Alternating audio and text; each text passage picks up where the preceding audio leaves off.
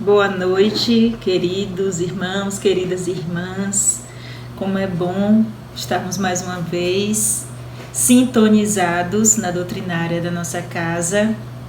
Que Paulo seja orientado, que os mentores espirituais nos auxiliem em mais esse dia de trabalho, que possamos colaborar com o nosso irmão, emanando energias de harmonização, de paz, de tranquilidade, que estejamos abertos para recebermos essa mensagem, né, de Jesus hoje, dando continuidade aos estudos da obra Jesus no Lar. Vamos abrir o Evangelho.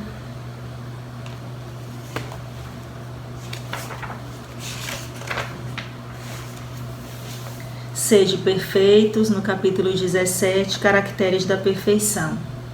Amai os vossos inimigos, fazei o bem àqueles que vos odeiam e orai por aqueles que vos perseguem e que vos caluniam. Porque se não amais senão aqueles que vos amam, que recompensa com isso tereis? Os publicanos não fazem também? E se vós não saudardes senão os vossos irmãos, que fazeis nisso mais que os outros? Os pagãos também não fazem também? Sede, pois, vós outros perfeitos, como vosso Pai Celeste é perfeito. São Mateus, capítulo 5, versículo 34, 46, 48. Uma vez que Deus possui a perfeição infinita em todas as coisas, essa máxima, sejam perfeitos como vosso Pai Celeste é perfeito, tomada ao pé da letra, pressuporia a possibilidade de se atingir a perfeição absoluta. Se fosse dado à criatura ser tão perfeita quanto o Criador, ela se tornaria igual, o que é inadmissível. Mas os homens aos quais Jesus se dirigia não teriam compreendido essa nuance. Ele se limitou a lhes apresentar um modelo e lhes disse para se esforçarem por alcançá-lo. É preciso, pois, entender por essas palavras a perfeição relativa, aquela da qual a humanidade é suscetível e que mais a aproxima da divindade. Em que consiste essa perfeição? Jesus o disse: amar os vossos inimigos, fazer o bem àqueles que nos odeiam, orar por aqueles que nos perseguem. Ele mostra assim que a essência da perfeição é a caridade em sua mais larga acepção, porque ela implica a prática de todas as outras virtudes. Com efeito, se se observa os resultados de todos os vícios e mesmo dos simples defeitos, se reconhecerá que não há nenhum que não altere mais ou menos o sentimento de caridade, porque todos têm seu princípio no egoísmo e no orgulho, que são a sua negação. Porque tudo o que superexcita o sentimento da personalidade destrói, ou pelo menos enfraquece, os elementos da verdadeira caridade, que são a benevolência, a indulgência, a abnegação e o devotamento. O amor ao próximo, levado até ao amor de seus inimigos, não podendo se aliar com nenhum defeito contrário à caridade, é por isso mesmo sempre o indício de maior ou menor superioridade moral, de onde resulta que o grau da perfeição está na razão direta da extensão desse amor. Por isso Jesus, depois de ter dado aos seus discípulos as regras da caridade, naquilo que ela tem de mais sublime, lhes disse: sede, pois, perfeitos, como vosso Pai Celestial é perfeito. E é justamente na busca dessa perfeição relativa que estamos aqui hoje, ouvintes da palavra consoladora de Jesus, através do nosso amigo Paulo. Que tenhamos uma noite profícua, uma noite de tranquilidade, nosso coração aberto para a mensagem. E até mais, vamos ouvir com atenção. Boa noite a todos. Sejam bem-vindos a mais uma doutrinária da Casa da Esperança. Dando continuidade, então, ao estudo do livro Jesus no Lar, psicografado por Francisco Xavier, vamos falar hoje sobre o capítulo A Serva Escandalizada.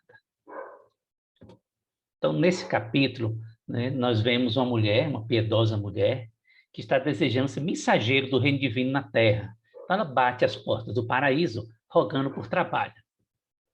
Então, ela é atendida por um anjo que lhe recomenda inicialmente que visite uma taberna para salvar 2 homens bons, mas que desprevenidos haviam se deixado embriagar, dominado por insinuações insufladas por espíritos das trevas.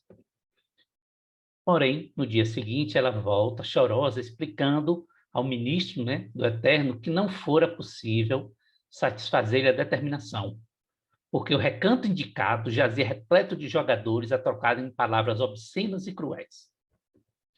O anjo, então, mandou-a a um esconderijo em uma floresta próxima, a fim de socorrer uma criança desamparada. No outro dia, porém, a emissária regressou, alegando que não lhe fora execuível o trabalho, porque a furna ocultava vários homens e mulheres seminus que lhe feriram o pudor feminino. O administrador celeste, sem desanimar, designou então para auxiliar uma senhora agonizante.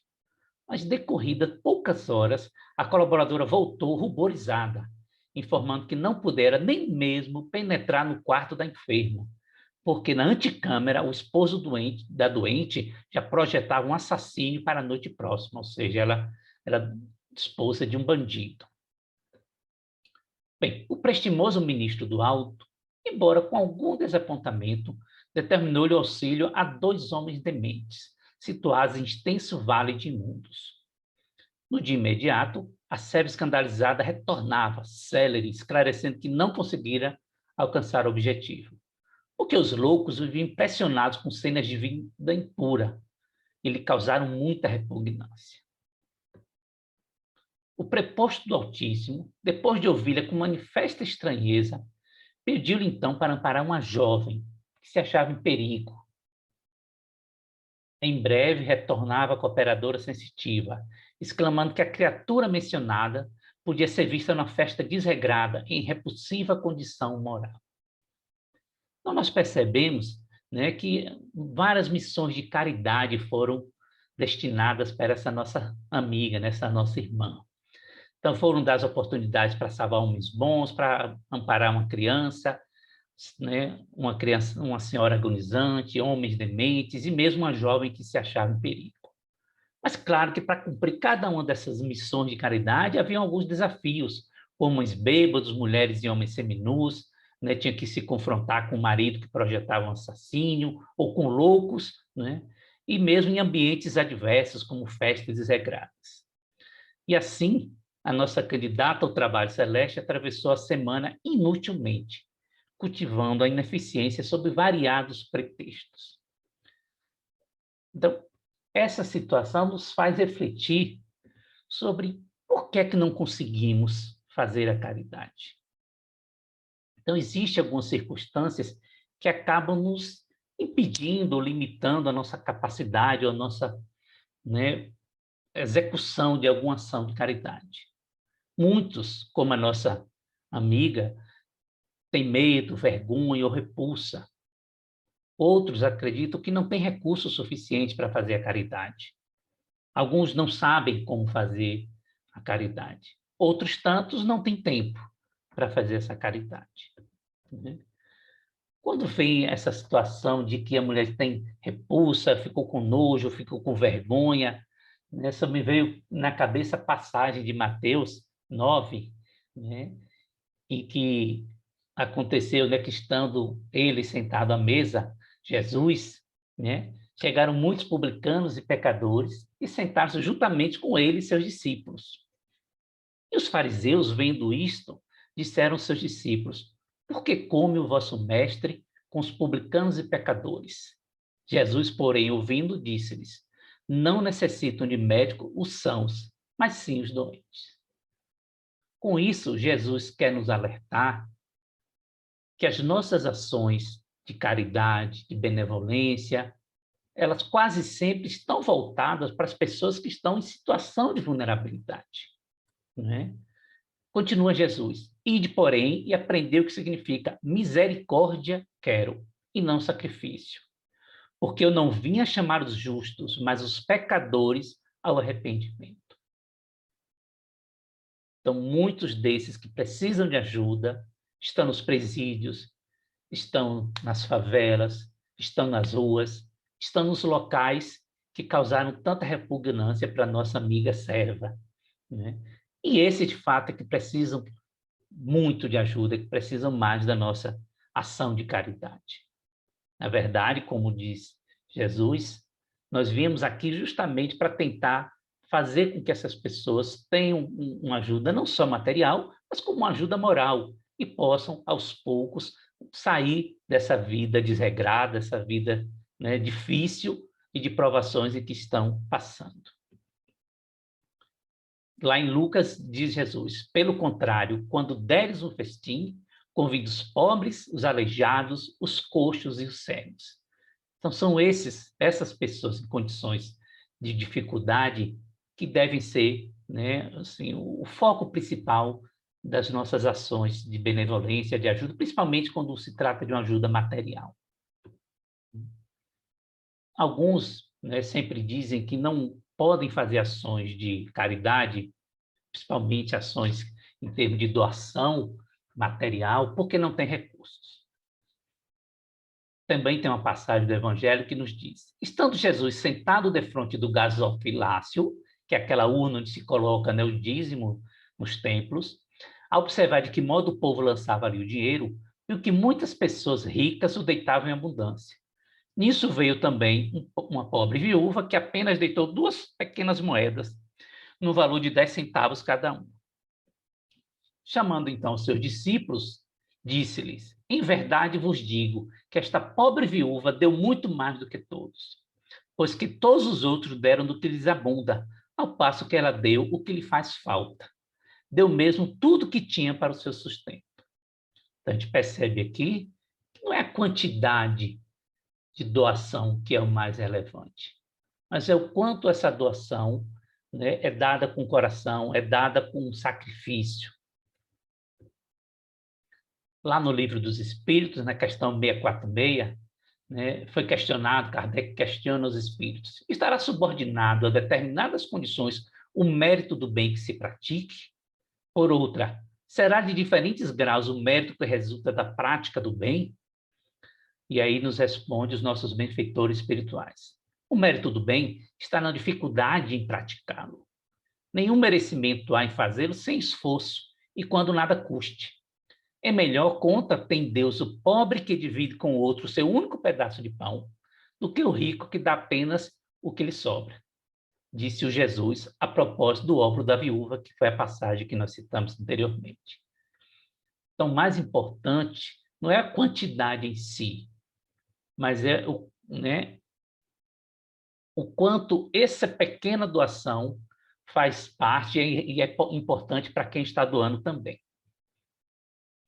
E a caridade, gente, não é só esmola, não é só cesta básica, não é? A caridade pode ser feita com trabalho pessoal, com atenção, com orações, com apoio, com amizade.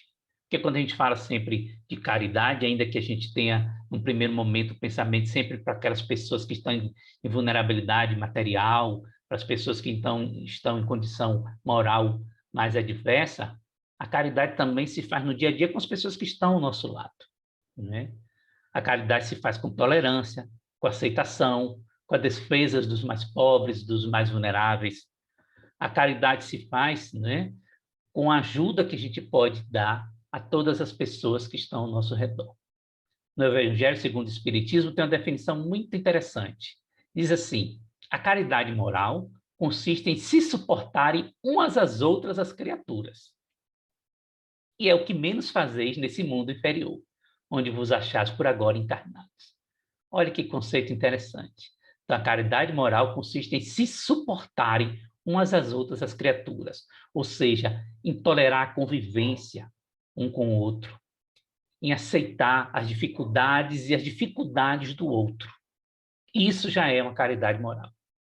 Nos diz ainda o Evangelho: grande mérito há, crede-me, em um homem saber calar-se, deixando fale outro mais tolo do que ele. É um gênero de caridade isso. Então, a caridade, de fato, é a boa convivência, a tolerância, né? É um exemplo de caridade. Que a gente sempre tem no primeiro momento que a caridade é só o bem material, é só a doação, mas ela pode, né, ser feita de várias formas. Bem, muitos dizem que não sabem como fazer a caridade. Até têm a vontade, né? Então, o primeiro passo é expressar essa vontade de ajudar. É dizer para os conhecidos, para os amigos, para os colegas, né, que tem vontade de ajudar, que queria poder ajudar as pessoas. Participe de campanhas solidárias. Então, sempre a gente está tendo campanhas aí, o Natal Sem Fome, a campanha do agasalho. Procure grupos de assistência, podem ser religiosos, né? ou não. Então, existem grupos já bem estabelecidos, procure esses grupos, diga que quer participar, que quer colaborar, né? E ajude sempre a pessoa que está próxima de você. Essa é a caridade imediata, mas não digo que é a mais fácil, mas é a mais próxima de você, que a caridade, de fato, ela tem todos esses aspectos, né? Não só do material, mas um aspecto moral, emocional. Bem, muitos não têm tempo de fazer caridade. E isso está muito associado a essa vida frenética que a gente tem passado hoje nas grandes cidades. Então, não consegue, muitas vezes, se dedicar a si próprio. Então, não tem tempo para cuidar de si, para fazer as coisas que gosta, muito menos de outras pessoas. E a maioria, né, das pessoas que acabam tendo essa vida frenética, e muitas vezes é porque precisa ganhar dinheiro ou quer obter sucesso. Então, a um custo muito alto, acaba tendo essa vida, vamos dizer assim, uma vida muito acelerada, estressada. Lá no Livro dos Espíritos, na questão 815, é perguntado, então, qual das duas provas é mais terrível para o homem? A da desgraça ou a da riqueza? Porque a gente sempre acredita que ser pobre é muito ruim, que ser rico é muito bom. E aí nos respondem os espíritos. São, no tanto, uma quanto a outra. A miséria provoca as queixas contra a providência e a riqueza incita todos os excessos. Estando o rico sujeito a maiores tentações, também não dispõe, por outro lado, de mais meios de fazer o bem. Então, olha aí que a riqueza também traz grandes responsabilidades, principalmente com as outras pessoas. Porque quem mais tem capacidade de poder ajudar as outras pessoas. E aí respondem os espíritos. Mas é justamente o que nem sempre faz. O rico torna-se egoísta, orgulhoso e insaciável. Com a riqueza, suas necessidades aumentam e ele nunca julga possuir o bastante para si unicamente. Então é importante a gente tomar cuidado quando a gente tem essa vida em busca da riqueza e acaba assumindo essa riqueza, e a riqueza traz mais responsabilidades, de que ela tem um fim em nossa vida. E esse fim é fazer bem né, a si mesmo, aos que estão ao nosso redor, mas ajudar também as pessoas que têm menos do que a gente. Bem, existe uma categoria de pessoas que não fazem a caridade por um motivo mais direto. É simplesmente porque não quer. Mas existem algumas justificativas. Alguns acreditam que não faz porque é obrigação do governo. Então já paga impostos e que acha que o governo sim deveria cuidar das pessoas e ter uma distribuição de renda. Bem, a caridade para as pessoas que pensam dessa forma é, na hora de escolher o seu governante, pensar qual governante vai trazer uma melhor vida para todas as pessoas do país, e não aquele que vai fazer exatamente o que vai ser melhor para mim. Alguns outros acreditam que não fazem, né, não fazem caridade, porque acreditam que as pessoas não querem trabalhar, que as pessoas estão naquela situação de vulnerabilidade, porque querem assim, porque são ociosos, ou porque se deixaram envolver, né, com a criminalidade, porque também por opção. Então, não entendem que muitas vezes as dificuldades que as pessoas passam são fruto, né, das circunstâncias, fruto do meio, fruto da falta de oportunidade. E que por isso nós devemos, de fato, ter uma visão diferenciada, uma visão de benevolência, de misericórdia para com essas pessoas. Né? A situação não é tão simples assim. Né? As pessoas não se envolvem com a criminalidade, com a prostituição, porque querem apenas. Não, não é essa a questão. É importante que a gente entenda, né, as circunstâncias da vida que temos aqui na Terra, as dificuldades que temos enquanto encarnados. Claro que cada um vai passar por uma prova, mas quanto mais a gente puder favorecer e diminuir a prova que cada um passa, melhor para a gente e melhor para essa pessoa. Porque outros acreditam que a pessoa tem que passar o seu karma. Então, alguns mais espiritualizados têm um entendimento equivocado de que a pessoa está ali passando dificuldade, porque tem que passar por aquela dificuldade, que não deve ajudar, porque senão estaria tirando a pessoa da sua aprovação. Não é isso, né? A pessoa tem, de fato, um objetivo ao passar por as provas e expiações aqui na Terra, mas tudo que puder ser feito para que ela possa melhorar, né, durante esse processo de prova, durante esse processo de evolução, tudo que for feito para que ele possa ter uma vida melhor, mais feliz, mais confortável, certamente vai contribuir para a evolução desse ser humano. Então, acreditar que por ser a Terra um planeta de provas e expiações, as pessoas têm que sofrer o máximo que puder, é também um equívoco que a gente tem que tentar evitar. E muitos, de fato, não fazem doação porque não se importam com as outras pessoas. Estão simplesmente, né, cheios de egoísmo, só têm pensamentos para si próprio e para o seu próprio conforto. Né? Jesus já não colocava isso quando falava, né, falou da parábola do bom samaritano, em que uma pessoa foi assaltada por por alguns ladrões, espancadas e largadas à beira da estrada. E o que aconteceu em seguida? Que passou um sacerdote, desceu por aquele caminho, viu e passou adiante. Também não se importou com aquela pessoa que estava lá. Depois veio um levita, que também veio àquele lugar, viu a pessoa que estava ali, né, na beira da estrada ensanguentada e também seguiu adiante. Então, são essas pessoas que eu estou falando, simplesmente não ajudaram porque não queriam ajudar, porque não se importaram com aquela pessoa que estava ali sofrendo à beira da estrada. Até que veio um samaritano que viajava e que acabou vendo o homem, tocado de compaixão, levou-o até uma pousada e lá cuidou dos ferimentos. Então é importante a gente entender bem essa passagem. A todo momento nós estamos nos deparando com situações em que podemos ser úteis, em que podemos ajudar as pessoas com quem temos contato. E o não querer não pode ser uma opção. É importante termos sensibilidade para cuidar das outras pessoas. É preciso ter sensibilidade para não desejar o mal. Isso por si só, hoje, no meio que estamos, já é uma caridade. Infelizmente, a sociedade, principalmente com esse mundo virtual, em que todos emitem opinião, a cada momento a gente vê opiniões cada vez mais difíceis, assim, críticas, julgadoras, opiniões de preconceito, discriminação.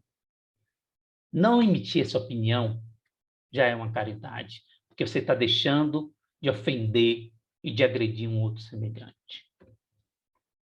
Isso aqui é o que foi, né, escrito por um líder religioso. Esse é o autor Paulo Gustavo, que alguns estão pedindo oração e reza, e você vai orar ou rezar, eu oro para que o dono dele o leve para junto de si, desejando a morte de outro ser humano. Quando a gente fala em caridade, a caridade é não ter pensamentos odiosos, discriminatórios, preconceituosos contra quem quer que seja. Toda a moral de Jesus se resume na caridade e na humildade. Isto é, nas duas virtudes contrárias ao egoísmo e ao orgulho. Porque quem deseja mal aos outros, ou quem pensa que os outros devem sofrer, simplesmente é porque está cego, está pensando apenas em si, no seu próprio orgulho, na forma orgulhosa, egoísta e preconceituosa que vê a vida. Bem, e por que a gente faz caridade? Claro que a gente tem alguns que não fazem, mas tem muitos que fazem caridade. E os motivos são os mais variados, né? Nós temos aqueles que fazem caridade para obter status na sociedade, né? Temos que fazem caridade para pertencer a um grupo social, muitos por remorso, sensação de culpa, né? E uma grande parte porque quer ir para o céu, né? Quer evoluir moralmente. A gente vê lá no Evangelho segundo o Espiritismo, no capítulo 13, que, né, desde da época de Jesus já se tinha, né, essa preocupação de várias pessoas que faziam a caridade apenas para obter um status. Né? Então, nos conta essa história, que dois homens acabavam de morrer. Disseram a Deus, enquanto esses dois homens viverem, deitar-se-ão em sacos diferentes as boas ações de cada um deles, para que, por ocasião de sua morte, sejam pesados. Quando ambos chegaram aos últimos momentos, mandou Deus que lhe trouxesse os dois sacos. Um estava cheio, volumoso, atochado, e nele ressoava o metal que o enchia. O outro era pequeno e tão vazio que se podia contar as moedas que continha. Este o meu, disse um, reconheço que fui rico e dei muito. Este o meu, disse o outro, sempre fui pobre, ó, quase nada tinha para repartir. Mas, ó que surpresa! Postos na balança, os 2 sacos, o mais volumoso se revelou leve, mostrando-se pesado o outro, tanto que fez se elevasse muito o primeiro prato da balança. Deus então disse ao rico, deste muito é certo, mas deste por ostentação, e para que o teu nome figurasse em todos os templos do orgulho e, ademais, dano de nada te privaste. Depois disse ao pobre, tu deste pouco, meu amigo, mas cada uma das moedas que estão nessa balança representa uma privação que te impuseste. Não deste esmolas, entretanto, praticaste a caridade. Ou seja, dar esmola não é a única forma de fazer caridade. E o que vale muito mais, fizeste a caridade naturalmente e sem cogitar de que te fosse levado em conta. Então, ele fez a caridade simplesmente porque tinha vontade de fazer caridade, tinha vontade de ajudar os outros, tinha empatia, compaixão, misericórdia. Foste indulgente, não te constituísse juiz do teu semelhante. Ou seja, a indulgência que eu acabei de falar, de não ficar condenando os demais. Bem, outros fazem a caridade para pertencer a um grupo social. O objetivo é ser aceito pelo grupo. Claro que isso é um primeiro passo importante para contribuir de forma efetiva com os mais necessitados. Então, a pessoa que chega, assim que chega na casa espírita, ele procura os grupos de apoio, procura como é que eu posso ajudar no projeto Jesus de Nazaré, como é que eu posso ajudar no projeto dos Filhos de Luz. Então, ele começa a se envolver com esse grupo, para poder fazer a caridade. Mas a motivação não pode ser apenas se enturmar ou se sentir importante ou se sentir presente ali. Quando a motivação é apenas fazer parte do grupo, ela é efêmera. E aí, quando a pessoa se afasta um pouco desse grupo, ou quando não está ali reunido, interrompe toda a ação de caridade, a vontade de ajudar as outras pessoas. Alguns, de fato, se sentem culpados, porque tem muito, e aí quando vê alguém sofrendo, fica com remorso, e aí vai e faz uma doação. Outros acreditam que precisam fazer caridade porque vai para o céu, a depender da religião.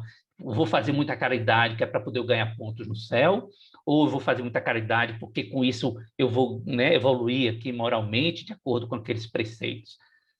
Assim, todas essas ações ou essas motivações beneficiam alguém, Elas beneficiam as pessoas que estão recebendo.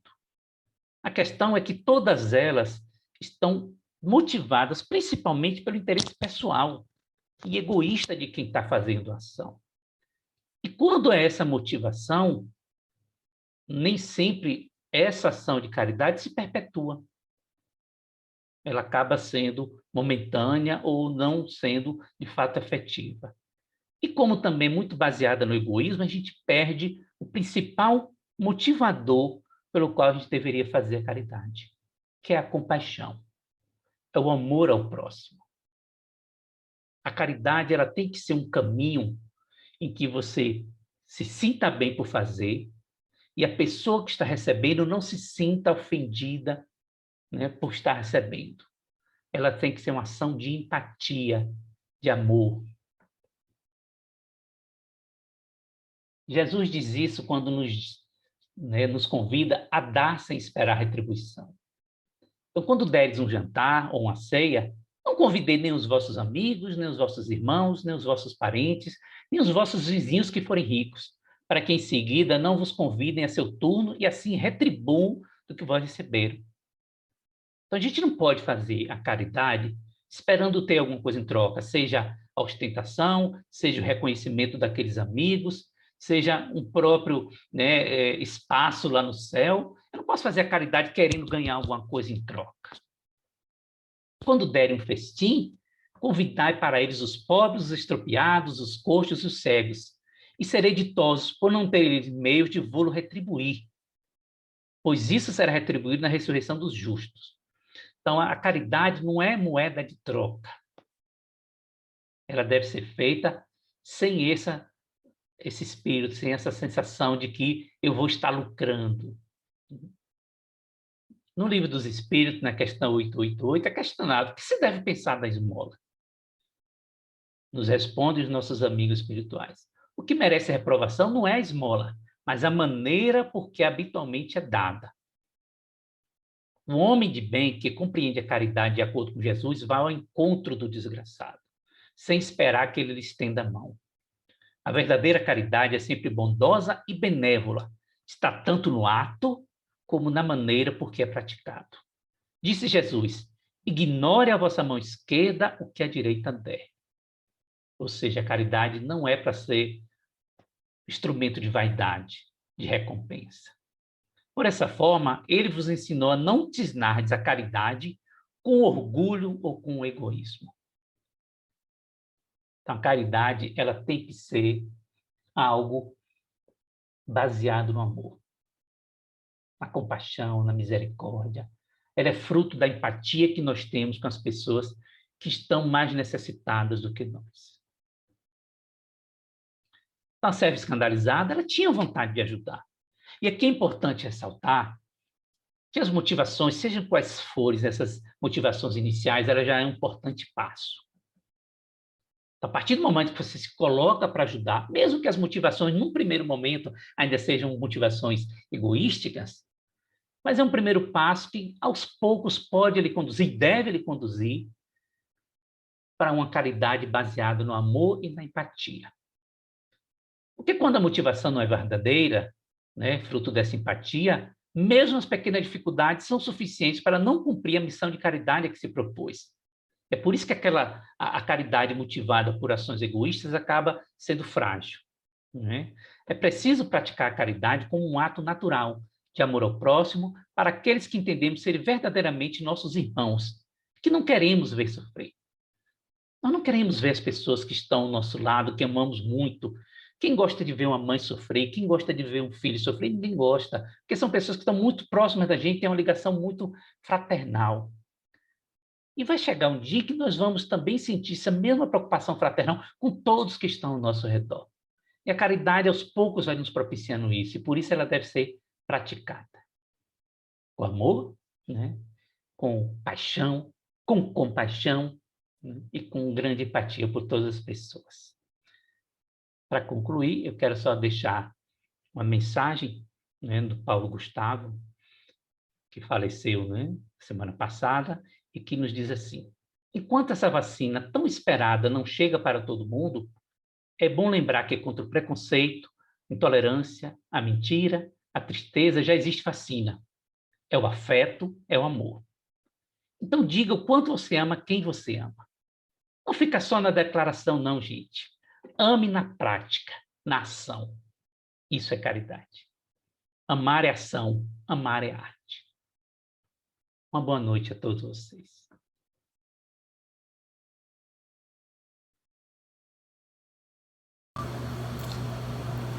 E assim encerramos mais um momento de reflexão da obra Jesus no Lar, com nossos corações aquecidos pela mensagem, gratos a Deus por estarmos aqui, por vivenciarmos essa sintonia, essa harmonia, por nos enviar nosso irmão Paulo, que tão lindamente nos apresenta o capítulo 34.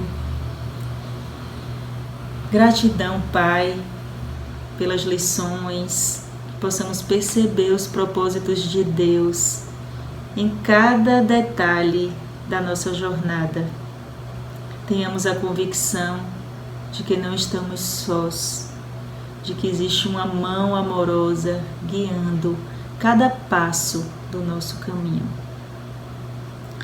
Que tenhamos a compreensão da mensagem que o universo, que o nosso Criador traz para a nossa vida a todo momento, a cada tropeço, a cada sucesso, em todas as dificuldades e em todas as vitórias.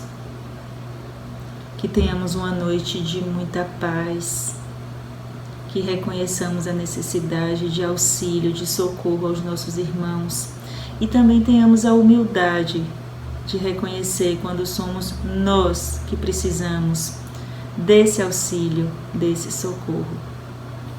Que nos unamos numa corrente de vibrações de cura, de paz, de fraternidade, auxiliando a espiritualidade nesse processo a caminho da nossa evolução. Então, mais uma vez, agradecidos a Paulo, agradecidos a Deus, agradecidos a Jesus, esse nosso modelo de conduta. Que tenhamos uma noite de luz, sintam-se todos abraçados, acolhidos, que nossa semana seja de muita produtividade para o bem e para o progresso. Até a próxima. Quanta luz neste ambiente descendo sobre nós, vibrando em nossa mente. Quanta luz, quando assim em prece minha alma cresce aos olhos de Jesus. Quanta luz, quando em oração a voz do Mestre fala aos nossos corações. Quanta luz descendo sobre nós.